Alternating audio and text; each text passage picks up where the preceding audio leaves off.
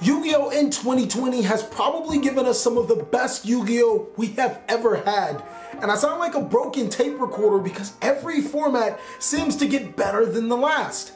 It's really exciting to see what would happen in the March Forbidden list, as we're following a really good trend of Konami hitting the problematic cards while keeping the format healthy and diverse. In this particular video, we are going to be going over the prediction list for the 2020 March Forbidden list. This list is aimed at past Konami trends, what they have done in recent memory to correct the certain aspects of the format and keep the format healthy going forward. So if you guys want to see more videos like this, then of course destroy that like button, but also comment down below in the comment section if this Forbidden list is complete trash, if you think Konami would do it, or even post your own Forbidden list down below. Without further ado, let's hop on in it. When constructing this particular Forbidden list, I think one thing I had to keep in mind was Master Rule 2020, but also the Duel Overload set. Those are two huge factors that should go into making this list, as those are the new upcoming variables that can change the Yu-Gi-Oh! That we currently play. So I immediately decided to pick out some cards that could be problematic in the future, and the first one is Blackwing Steam the Cloak. Now, unfortunate for Blackwing Steam the Cloak, this card is part of some degenerate one-card combos that is really unfair for the Yu-Gi-Oh! Card game. Now, one could point towards Crystron Hacklefibrix being the genuine problematic card, because without Hacklefibrix, Steam the Cloak is a forgotten card. But Blackwing Steam the Cloak is not only a token generator, it's a card that can special summon itself back to the side of the field, which creates some really deadly combos. Cards that are similar to Blackwing Steam the Cloak like Gofu are banned on the Forbidden list, and Blackwing Steam the Cloak just might follow suit.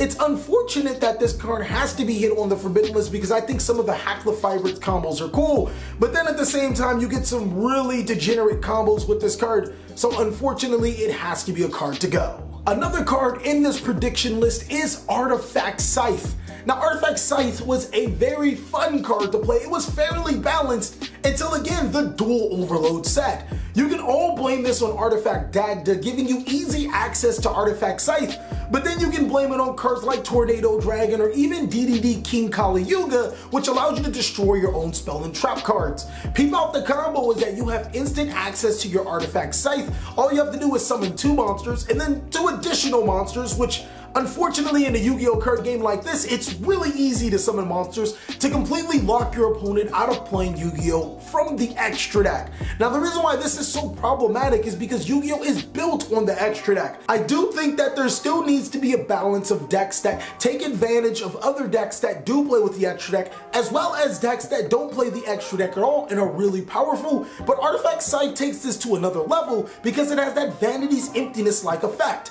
You can play cards from your extra deck and completely prevent your opponent from playing cards from your extra deck. Now that's just completely unfair. The last card to be hit on this Forbidden list, I know we actually kind of banned quite a few cards, is Dragon Buster the Destruction Sword. Now, Dragon Buster the Destruction Sword isn't a problematic card on its own, but another card from the Duel Overload set makes us ban this card in Union Carrier. Union Carrier allows you to equip the Dragon Sword to basically any dark monster from your deck to your side of the field.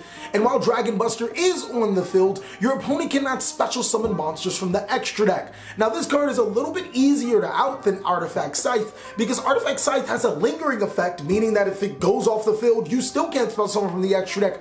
Dragon Buster can be countered with cards like Twin Twisters and Cosmic Cyclone. The only unfortunate thing is that the easy access to this card is a reason for its potential ban. Forcing players to play back row disruption just so they can play Yu-Gi-Oh! Is kind of counterproductive to deck building and goes against the logic of the Forbidden list. The Forbidden list is built to prevent players from being forced to play cards because of counters or because it's too powerful. While Dragon Buster is sort of a brick when you do draw it, the fact that you only have to play 1 inside of a 40 card deck means that you won't draw it often. I do think it is a card that needs to be addressed, and if you do have to address it, banning it is the best way to do it. Now, there are some cards that I feel players will talk about that I missed, so allow me to address the ones that I feel are really popular. Mystic Mine is somewhat of a healthy card. I know, I went from banning Mystic Mine to saying it's actually a healthy choice. Like, what are we doing here? While Mystic Mine is excellent at preventing the opponent from activating their effects, meaning that it's easier to break boards. Leaving Mystic Mine on your side of the field can equate to your own demise because your opponent can use it as well. It's fair compared to cards like Artifact, Scythe, and Buster Whelp, which means you already have an established board and your opponent can't do anything. Another card is Super Polymerization. Now this card gets a lot stronger inside of Master Rule 5 because the monster that you can fusion summon no longer has to go into the extra monster zone, meaning you can just kind of set it off to the side and then do all your link plays and everything, which is pretty cool. But Super Polymerization is still a critical card for those break my board type of decks that we probably will see even more of due to the restrictions being lifted from fusions, synchros, and exceeds. When I move on to limited, I had to think of some of the cards that players wouldn't necessarily expect to be hit on this list, but then later on down the line would agree with it, because that's how Konami genuinely rolls when limiting cards. These cards are often seen as, oh no, they're great generic cards, but why did you hit them? And the first card that comes to my mind is Instant Fusion. Instant Fusion is a very powerful card, but this isn't a wish list, this is a prediction list. This card is actually really busted, allowing you to get a free monster to your side of the field, which is a board breaker, or a card that can potentially prevent your opponent from activating card effects to disrupt you, such as hand traps. This card actually has it all wrapped up in one. The only drawback to Instant Fusion is that you have to take up extra deck space. That's not really a drawback. Ultimately, I would love if Instant Fusion did not get hit by the Forbidden List, but it's actually one of the more powerful cards in Yu-Gi-Oh! That is left at 3. Who cares that it's a hard once per turn? We have enough targets for Instant Fusion for days for this card to always be viable.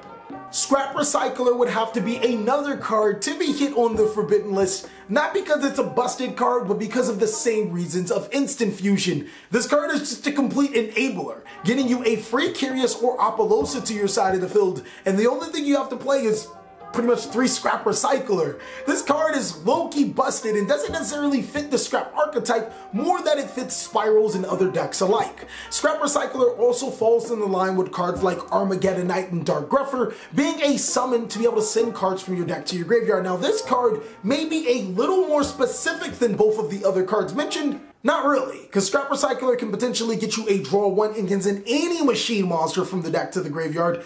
You know what you can do with that. I personally feel that Scrap Recycler doesn't deserve to be on the Forbidden List, but again, this is a prediction list. This isn't about what we want in the balance. If you guys want to see a balanced list, go check out my other video. Now that we are done with limited, we can move on to semi-limited. Fortunately for us, I only have one card on the semi-limited list, and that's Pot of Avarice. Now, Pot of Avarice is a card that's really strange in the current Yu-Gi-Oh! Card game. When it went from Forbidden to 1, players were clamoring over this card. It was, oh my god, how could you release such a deadly card? Even though TheCaliEffect already said that it was going to come off the Forbidden List to 1, but I'm not going to sit here and gloat. We're going to talk about the future, not the past. The reason why Pot of Avarice isn't as powerful as it used to be is because even though it can get you 2 free cards, you still have to take 5 monsters out of your graveyard and put it back into your deck. The unfortunate thing about this is that while we are in current day Yu-Gi-Oh! With extra deck space limited, by the time you get to the activation of your Pot of Avarice, you'll either A, won't have it, or B, it would be a cog in your hand, preventing you from playing some of those powerful cards in the first place. Pot of Avarice is in a really interesting spot. I think it'd be a huge boost for decks like Synchro that are really tight on the extra deck and would love to have those cards back into their extra deck so they continue to play Yu-Gi-Oh! And not too powerful where some of the best decks of the format could abuse it to no end. The crazy thing about Pot of Avarice is that while it does seem powerful, it's rather restrictive and can come to 3 just like in the OCG with no repercussions. Moving towards unlimited, you guys should have seen this coming. Deep Sea Diva to 3 because of the new Deep Sea archetype in the next upcoming set. Deep Sea Diva was once seen as a powerful terror for Mermail decks. There was a 2-card combo that could enable an entire OTK. But we're in 2020 now. That was 7 years ago where Deep Sea Diva reigned supreme. Not only are there multiple ways to stop Deep Sea Diva, the OTK is rather okay? You could say that they're off their T if they decide to use it. Last is Tour Guide from the Underworld. This card is no stranger at being at 3, originally being unlimited to limited to unlimited and now to semi-limited after being limited.